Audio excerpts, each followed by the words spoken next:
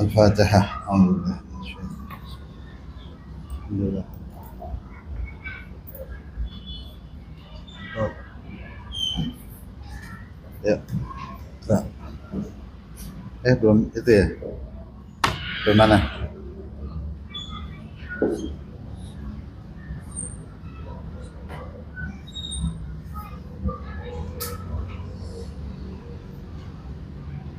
Faidan al-qiyamu bin nafsi.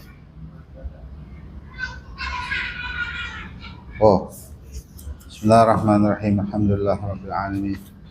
Wassalatu wassalamu ala asyrafil mursalin. Sayyidina wa maulana Muhammadin wa ala alihi wa sahbihi ajma'in. Amma ba'du, faqala imam al-mu'allif rahimahullah ta'ala wa adama naf'a bihi wa barakati ulumhi wa bikum qadarana amin kala radiyallahu. Bismillahirrahmanirrahim. Fa'athbata ta'ala biqaulihi Allahu samadu ibtiqara kulli ma siwahu ilaihi jalla wa azza. Idh samadu huwa alladhi yusmadu ilaihi fil hawa'i ayuqsadu biha wa minhu tus'alu. Wala syakka anna kulla ma siwahu ta'ala samidun lahu ay muftaqirun ilaihi ibtida'an wa dawaman bilisani halih aw bilisani maqalih aw bihima ma'an.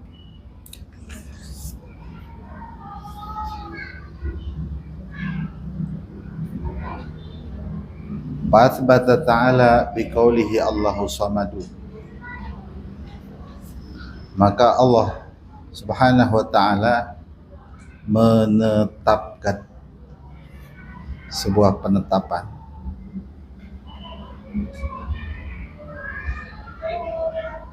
Jadi dari pemberitahuan ayat Allahu Samad, Allah memberitahukan dan Allah memastikan serta menetapkan. Apa yang Allah tetapkan? Ibtiqara kulli ma siwahu ilaihi jalla wa azza. Teramat butuh seluruh apa selain Allah Ta'ala kepada Allah Ta'ala.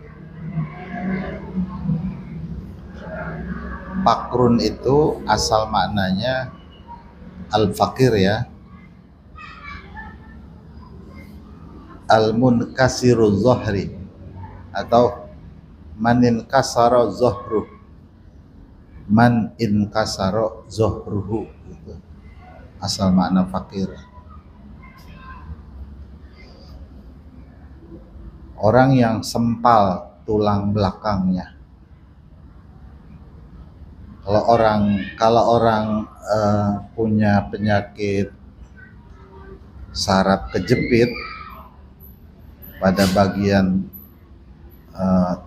ekornya, dia akan mengalami kelumpuhan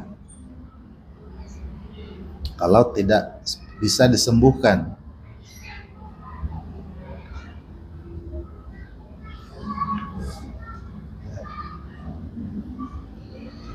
Saat dia lumpuh, dia mau ngapain aja nggak bisa, rebahan doang, ya kan?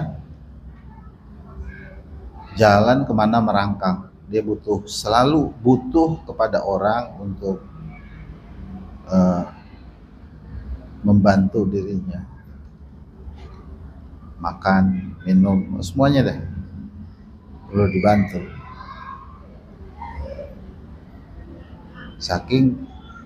Saking dia tidak punya kemampuan sama sekali, itu namanya fakir. Menurut lughah begitu asal maknanya. Tapi kemudian digunakan di dalam fikih, fakir itu salah satu orang yang berhak menerima zakat, karena memang dia tidak punya kemampuan. Pada intinya itu, tidak punya kemampuan untuk menghasilkan nafkah untuk dirinya atau untuk orang yang wajib dinafkahinya.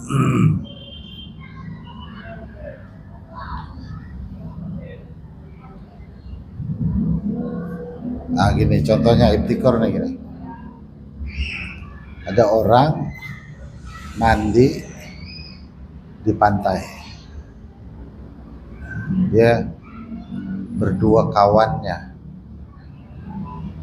Kata kawannya jangan jauh-jauh ente, nggak berenang, nggak bisa berenang, nanti bakal kebawa ombak.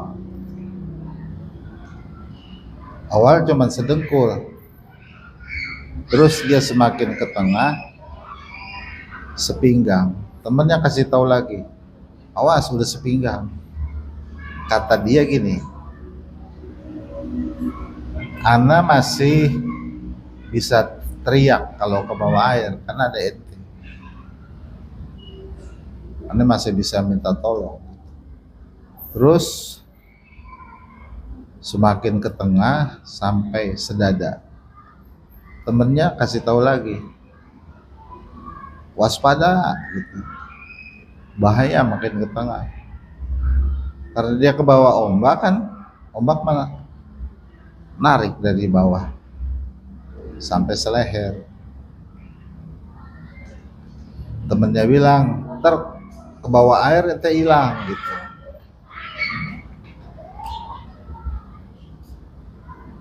Kata dia, Anda masih bisa teriak gitu. Gitu kan?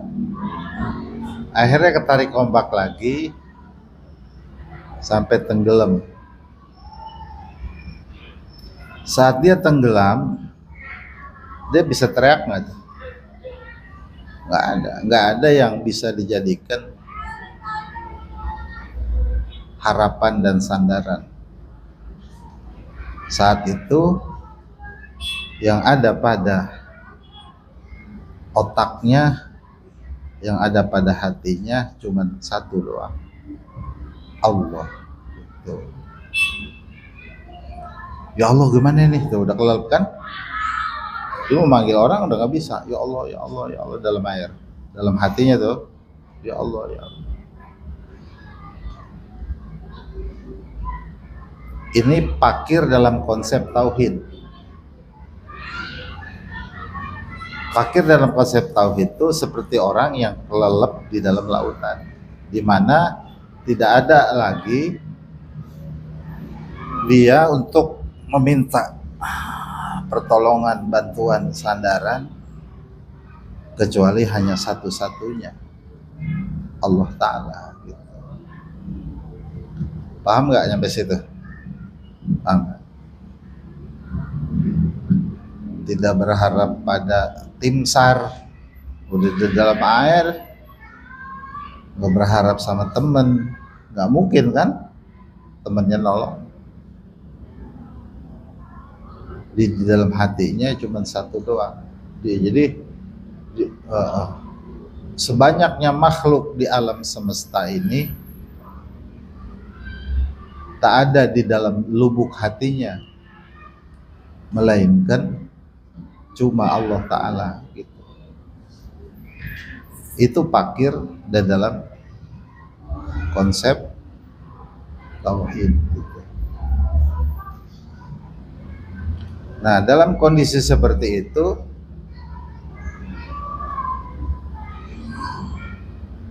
disebutnya dia munkasir, golbun munkasir.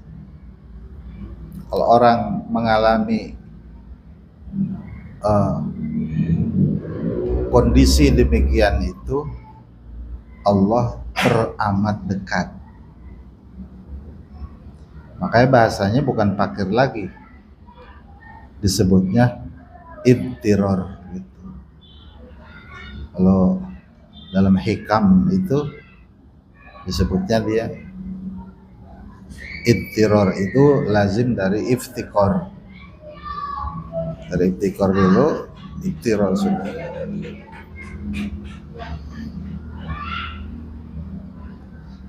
Tapi memang orang mengalami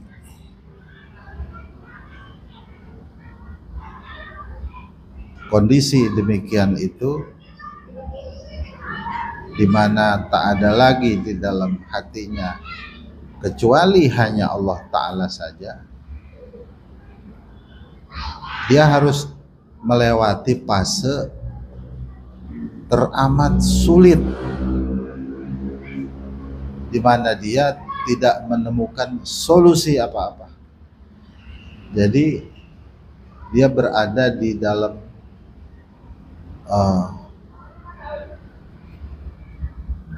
apa itu namanya,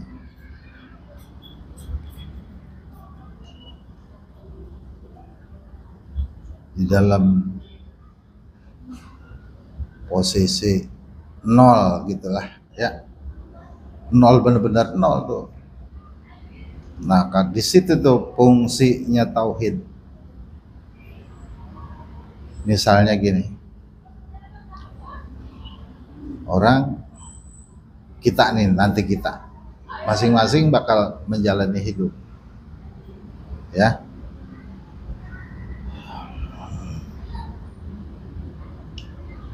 menghadapi masyarakat gitu, menghadapi keluarga, anak, istri, kerja, macam-macam lah. Itu andaikan kita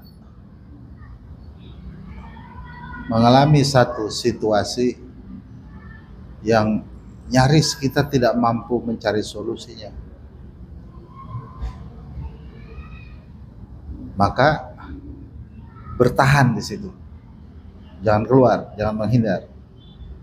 Aduh, anda nggak kuat nih kayaknya, diam-diam. Karena apa? Sebab itu saat dimana kita berada di dalam satu posisi yang dialami oleh para orang-orang pilihan Allah. Mungkin bahasanya kurang enak nyebutnya, jadi seolah kita berhayal bagaimana. Posisi itu adalah posisi yang dialami oleh para anbiya'illah. Ada seperti Nabi Yusuf saat dia dibuang di lubang sumur, dia nggak berharap yang lain. Proses, jadi itu namanya proses pengalihan hati manusia dari makhluk kepada Allah.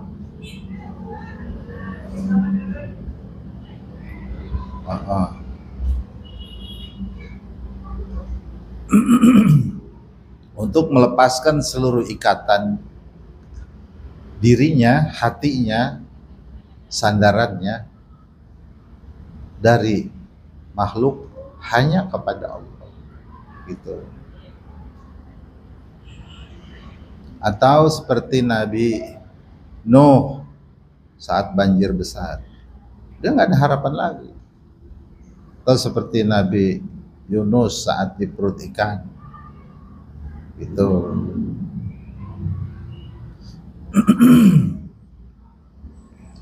Atau yang dialami Rasulullah SAW dengan Sayyidina Abu Bakar Siddiq saat di Gua Sur, ya. Itu Sayyidina Abu Bakar lagi ngaji di dalam gua, ngaji satu kata yang berbunyi la tahzan innallaha ma'ana. Ya Abu Bakar, la tahzan, jangan takut, jangan sedih. Ini bahasa la tahzan natijah. Natijah dari mana? Innallaha ma'ana. Ini kondisi begini ya Abu Bakar, anda kasih tahu ente, Allah lagi sama kita. Jangan sama orang. Kalau ente merasakan Allah bersama kita, maka ente tidak akan pernah mengalami takut selama-lamanya. Kalau hati ente mengalami rasa kebersamaan dengan Allah, ente gak akan mengalami takut selama-lamanya. Takut dalam semua hal. Nah, itu mendapatkan ma'iyatullah, namanya innallaha ma'ana, harus masuk pada situasi di mana dia menjadi tidak punya kemampuan apa-apa. Pada titik nadir, titik nol, itu ketauhidan di situ mayat. Paham ya? Kenikmatan loh. Jadi kalau sudah sampai pada tingkat ma'iyatullah, yang tadinya takut menjadi tenang. Itu yang tadinya riskan menjadi nyaman. Yang tadinya sedih menjadi bahagia. Karena apa? Sebab tidak lagi sedang bersama makhluknya, tapi kondisi itu dia masuk pada sebuah situasi dia hanya bersama Allah. Ini baru yang disebut la haula wala quwata. Jadi dirinya memang pakir itu la haula, nggak ada daya, nggak ada upaya, nggak ada kekuatan.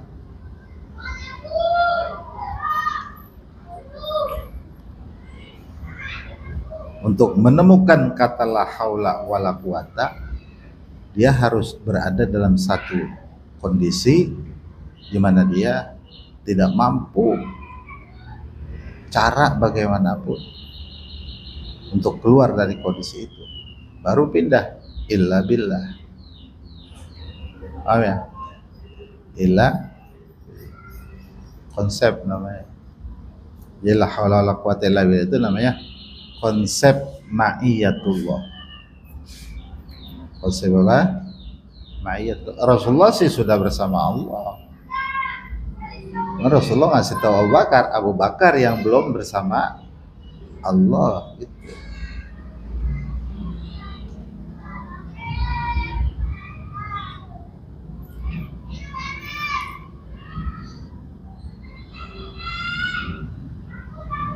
Jadi lazimnya ibtikor itu adalah ma'iyah. Ibtikoru kulli masiwa itu melazimkan ma'iyah, kebersamaan mentalitas seseorang dengan Allah. Padahal kalau orang sholat itu ketemu ma'iyah sholatnya.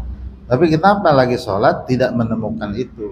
Sebab dirinya ini masih banyak melibatkan hatinya pada kepentingan dunia gitu. Dalam hatinya itu, makanya yang lagi sholat yang diingat kan hal duniawinya, bukan Allah. Padahal itu jalan menuju ma'iyatullah. Oh, rupanya tidak cukup dengan ibadah, harus diuji gitu, harus diuji. Kadang-kadang nih mendapatkan hal ini bukan miliknya kiai, kadang-kadang gitu, kadang-kadang kiai nggak dapat, karena kiai hidupnya terlalu senang, makan disiapin, kendaraan disiapin, tidur pakai AC. Kadang-kadang nggak dapet dia. Konsep dia punya, tapi dia tidak mengalami itu. Itu teori dia punya, tapi dia bukan pemain. Karena mendapatkan ini memang bukan jalur kesenangan, tapi jalur kesusahan. Makanya persyaratan orang menjadi santri di antaranya adalah susah. Jadi santri ngapa kita susah benar ya? Syarat putuh. Jadi ma'iyatullah itu putuh.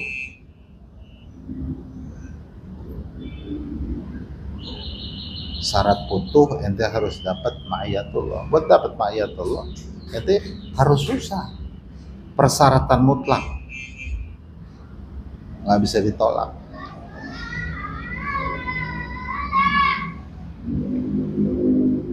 Jadi kalau kita dalam kondisi susah, hakikatnya kita sedang ditarbiyah oleh Allah Ta'ala agar kita menemukan sebuah kondisi tak ada di hati kita kecuali Allah.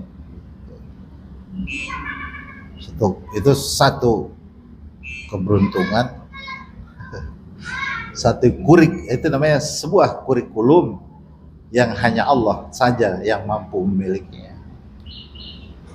Orang nggak bisa bikin kurikulum begitu. Lu ngaji sama gue biar susah, lu nggak ada. Karena memang dia tidak boleh diupayakan. Anda lagi berupaya nih supaya susah, nggak boleh. Itu la wala tulqu bi aidikum ila tahlukah. Dilarang. Kalau gitu Anda besok kerja berhenti deh. Rumah mau kasih orang. biar Anda kebelangsa sekalian, nggak boleh. Itu mah tidak diupayakan, dia akan mengalir. Kalau disuruh memilih mah harus memilih senang. Nanti mau senang mau susah, salah, senang, pilih senang. Tapi andai suatu hari nanti kita masuk dalam sebuah kondisi di mana kita tidak punya kemampuan apa-apa, susahnya Masya Allah, nah itu jawabannya gitu.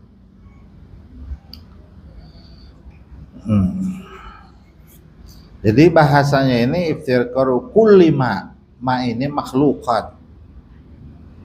Ma itu baik alamul mulki maupun alam malakut. Alamul mulki itu alam bumi, butuh sama Allah. Nggak ada yang nggak butuh. Alam malakut itu alam langit. Cuman kebutuhannya beda-beda gitu, paham tuh ya? Semut butuh, cuman beda-beda. Setiap orang tuh punya hajat yang berbeda. Orang sholat Jumat ada 2000 di Istiqlal. Kalau boleh kita absen tentang kebutuhan mereka, satu orang itu bisa 10 hajatnya. 10 dikali 2000 berapa itu? 20.000 hajat.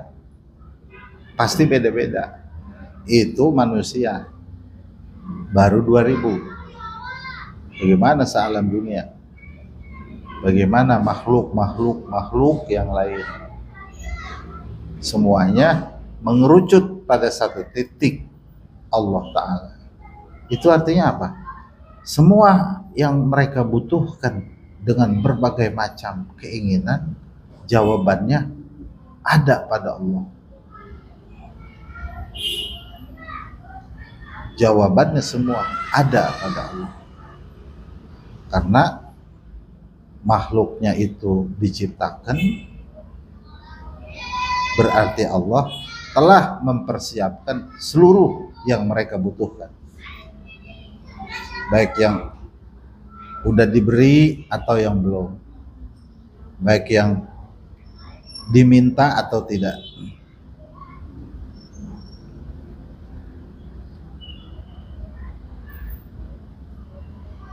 Kita menghayal nih di hati kita tentang berbagai macam ilmu. Menghayal aja, bukan yang ngaji, menghayal. Kita tulis setiap ilmu itu dalam hayalan kita. Misalnya ilmu terbang, ilmu ngilang, ya kan? Ilmu jadi setan gitulah, jadi genderuwo. Terus tulis.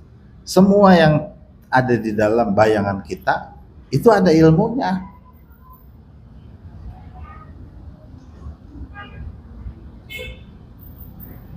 bisa tinggal di langit gitu. Gue pengen tinggal di langit tuh, menghayal ini mah. Tinggal di planet Mars. Di bumi udah bosan, banjir mulu kan. Apa aja nanti berhayal sebanyak-banyaknya. Itu ada ilmunya. Kita cari itu terjawab gitu. Dan manusia yang punya ilmunya. Asal cukup aja umur. Asal cukup aja, aku pengen jadi kodok nih, bisa. Ada ilmunya. Ya, pitung bisa jadi ayam. Ya. Tadi kan berubah orang jadi binatang. Ngepet bisa jadi babi. Ya kan? Lu mau jadi kodok doang. Cuman pertanyaannya, lu mau ngapain? Pakai menjadi kodok yang kakak aja gitu. Jadi dari sekian banyak yang dibayangkan, ada yang manfaat, ada yang kagak gitu. Yang gak manfaat ada semua. Dari semua itu, dari semua ilmu itu ada faedahnya. Faedah itu ada semua di Allah Ta'ala. Semuanya ada. Allah ciptakan makhluk berikut seluruh kebutuhannya. Makanya semuanya butuh gitu. Kenapa? Idh samaduhu alladhi yusmadu ilaihi fil hawa'i. Karena kata somad maknanya adalah zat yang dibutuhkan dalam seluruh kebutuhan. Zat yang dimaksud, yang diminta dalam seluruh kebutuhan. Mau dunia mau akhirat.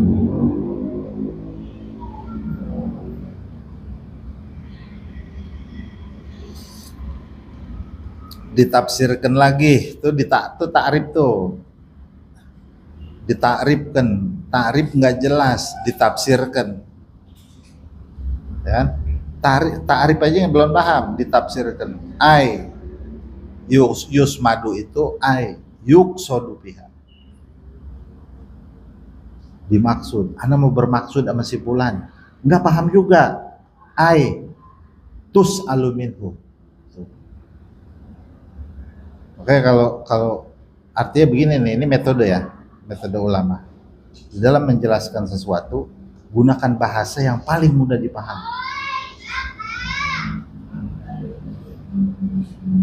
Dalam menjelaskan sesuatu, gunakan bahasa yang paling mudah dipahami.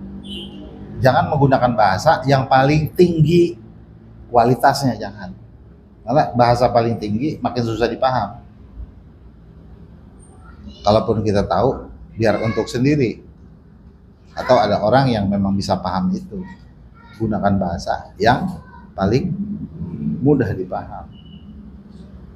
Pas tus aluminhu baru kepaham. Oh, semua hajat mintanya ke Allah. Hajat makhluk semuanya ke Allah.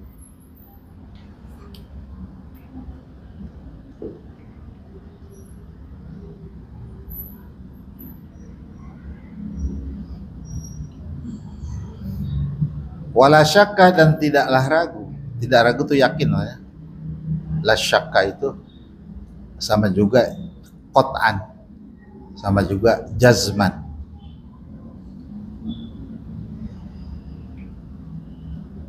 Dan pasti.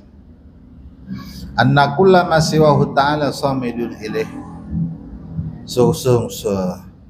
Setiap apapun selain Allah Ta'ala itu butuh kepada Allah. Somid ay mubtakirun ilaih. Dalilnya ibtikor itu Allahu somad ya. Dalil ibtikornya makhluk. Allahu somad itu Allah dibutuhkan. Berarti makhluk membutuhkan. Namanya kalau makhluk, kan itu lagi bicara tentang Allah. Allah maha kaya. Gitu ya. Itu namanya malzum. Lazimnya makhluk maha susah gitu. Allah maha kaya. Nih ada orang ini, nih kampung ini gue orang kaya nih. Tuh dia ngomong gitu di kampung. Itu ada yang dia maksud. Lu orang susah begitu. Itu ada kata pujian buat dirinya. Tapi di balik itu ada kata hinaan.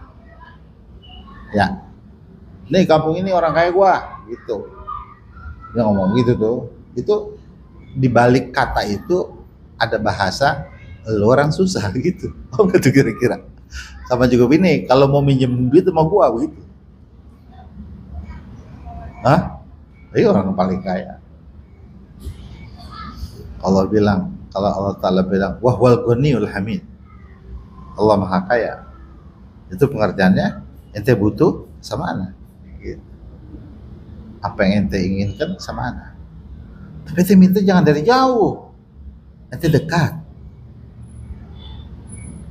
Kayak seberangan jalan. Terus di jalanan kan banyak bis udah lewat tuh, banyak mobil. Yang orang kaya sebelah sono, kita sebelah sini. Wah, minjem duit. Bukan begitu, minjem duit mah. Nyamperin. Bang, ada duit nggak? Lu minjem? Iya, amu gue jangan minjem. Pantangan, gue bagi maunya. Kan keren itu. Ya, gue bagi, gue mah nggak ada rumus minjemin. Gue percuma orang kaya gitu. Istilahnya. Deket dulu. Udah deket, jalin hubungan dulu. Gitu. Kalau dijalin hubungan tanpa kita minta, dia udah tahu kondisi kita. Lu kelihatannya kayak lagi kagak punya duit begitu, dia tahu aja. Abang kan tahu aja muka, kata muka lu kagak bisa bohong, muka lu. Tuh gue bagi. Itu sama manusia lah. Analoginya gitu. Artinya sama Allah Ta'ala, dekatkan hatimu. Mendekat. Yang dibilang pas apa? Mujibu da'wat ad-da'i idza da'ani, wa idza sa'alaka ibadi anni fa inni qarib. Aku sangat dekat. Engkau jauh, itu begitu sama juga gitu. Betul ya? Aku sangat dekat. Kau yang jauh. Jadi hatimu lebih dekat pada nafsumu. Aku tidak mau itu. Aku cemburu, gitu. Hatimu lebih dekat pada duniamu. Aku ingin aku lebih dekat dibanding dekatnya engkau kepada dirimu. Aku tidak mau ada saingan. Yang lebih besar, aku yang lebih besar, kau jangan merasa besar. Karena itu saingan aku. Aku maha agung, engkau jangan merasa agung. Karena agung itu aku. Jadi ketika orang merasa dirinya besar, agung, terhormat, mulia, itu jauh dari Allah gitu. Secara otomatis dia jauh.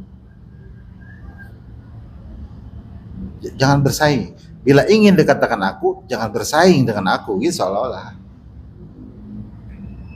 Fa'in yang qarib, ya. Bila ingin dekat dengan aku, jangan kau bersaing dengan aku. Bersaing mah nggak bisa dekat, jauh, kan? Jadi musuh. Sholat mah sholat, padahal musuh Allah. Kenapa? Sebab dia pesaing. Dia merasa orang besar.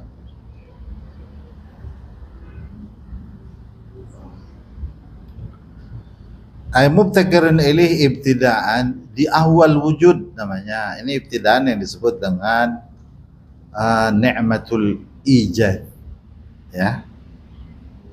Wadawaman dan keberlangsungan hidup. Ini disebut dengan ni'matul imdad.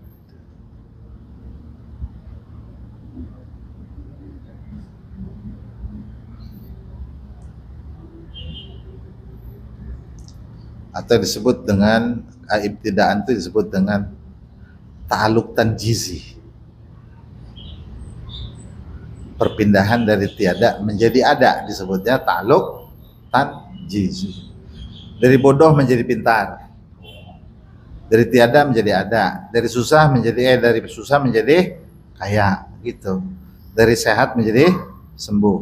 Pas sudah sembuh, dari sehat berpindah tek menjadi sembuh. Nah, keberlangsungan sembuh dalam tempo waktu beberapa lama berlangsung sembuh, ini dawaman namanya. Disebut dengan ta'alluq qabdah. Ta'alluq apa?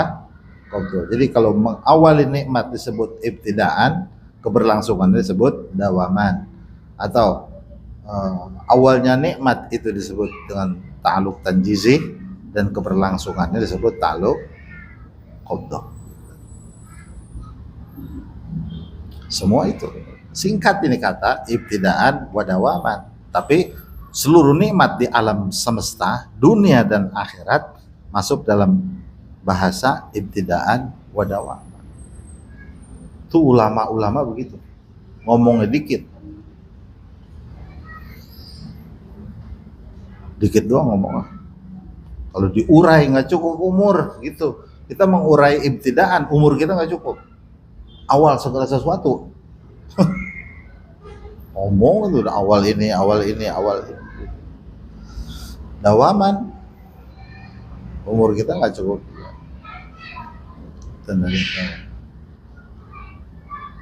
Nah, fakirnya ini imma bilisani halih. Satu, dia ngucap, dia sadar.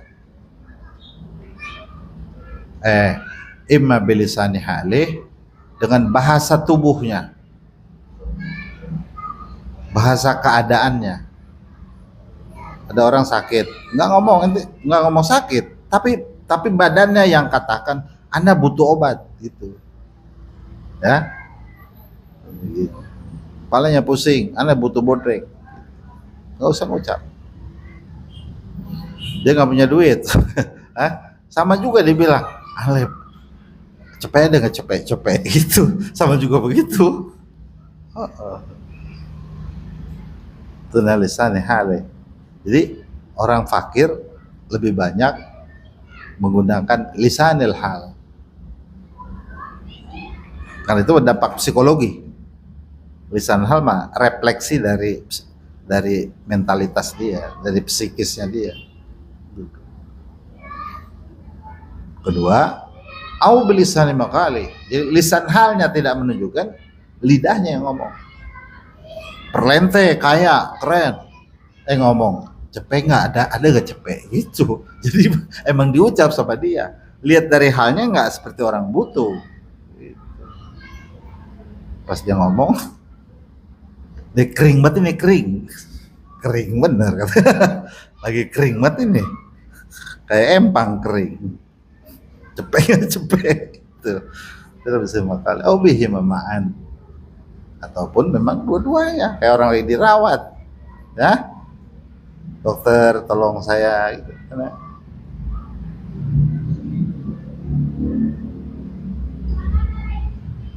Kalau bilisani maqali itu sewaktu-waktu, kalau bisani halih setiap saat orang butuh kepada Allah itu setiap detik, itu namanya bilisani halih.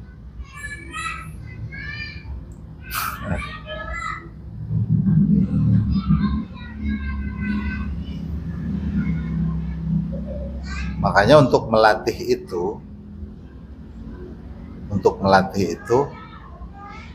orang butuh 3-4 tahapan. Pertama, harus melazimkan bilang karena Allah. Apa ya, makan karena Allah, minum karena Allah. Ini karena Allah kan sholat doang. Ya, apa yang ngaji aja nggak karena Allah. Yang lillahi ta'ala itu sholat doang. Jadi untuk melatih iftiqar itu karena Allah. Iftiqar aja kudu dilatih, karena kita tidak sadar dengan iftiqar itu. Ya orang sakit nggak sadar bahwa dia sakit, dilatih. Ngelatih susah itu. Apa yang susah kudu latihan. Anda ini lagi latihan nih, latihan apa? Latihan jadi orang susah. Saya kaya, lu kaya bener berarti bisa latihan susah. Jadi apa aja karena Allah nih, karena Allah. Aduh, makan karena Allah. Seminggu saja. Karena seminggu mau mengamalkan karena Allah.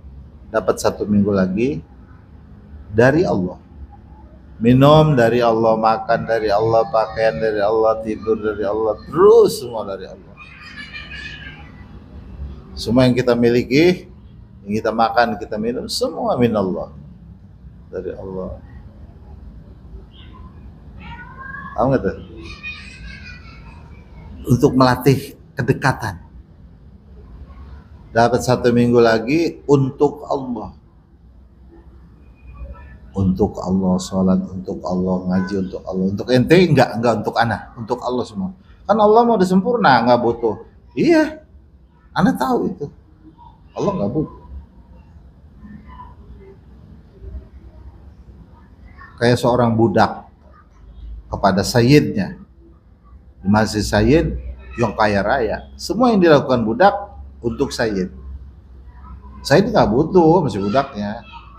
Enggak butuh dengan hartanya. Maka kata si sayyid untuk saya, kasih budak untuk saya. Untuk saya. Anda untuk saya.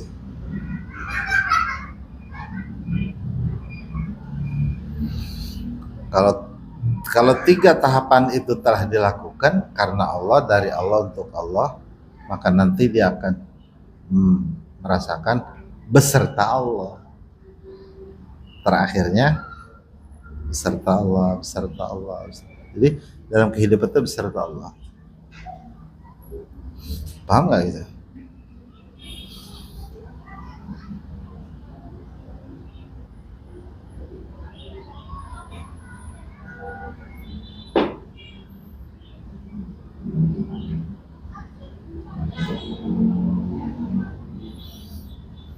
Dan ini 4 hal ini dapat diterapkan pada 3 perkara. Pertama kepada guru, kedua kepada Rasul, ketiga kepada Allah. Karena guru, ini karena guru, dari guru, dari guru, dari guru, untuk guru, untuk guru, bersama guru. Nanti di mana aja perasaan sama gurunya. Kalau sama guru lulus, baru nanti karena Rasul, untuk Rasul, dari Rasul, untuk Rasul, bersama Rasul. Dapat itu karena Allah dan seterusnya. Paham nggak itu? Dari Allah, untuk Allah, bersama Allah. Baru dia sadar memang dia tuh fakir gitu. Ada fakir.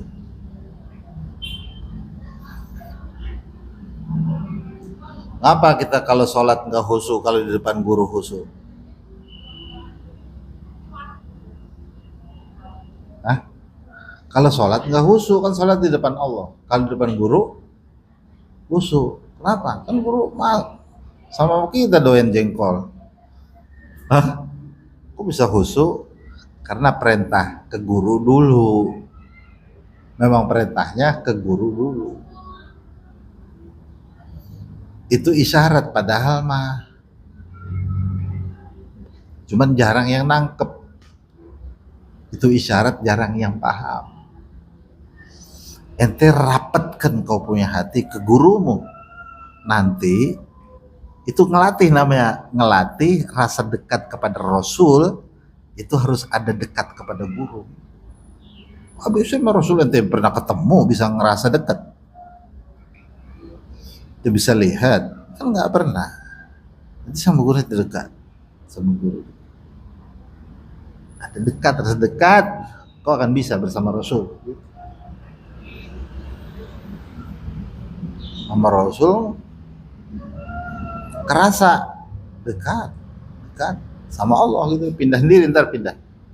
Jadi ya, latihannya itu temukan rasa kepada guru kita. Bukan mesti guru kita ada di depan kita, paham nggak? Kan pada akhirnya guru seperti Muallim Syafi'i Hadami kan nggak ketemu kita sekarang, udah. Dulu mah ada. Cuman itu melatih kedekatan, jadi kedekatan hati. Ya, disebut dengan robitoh tuh. Robitoh itu kedekatan hati. Awal tuh. Wasbata ta'ala biqaulih Jam 11 belum mandi, ya belum ngopi, udah ya, udah cukup segitu ya. Wallahu a'lam. Ya Rabbana tarafna bi annana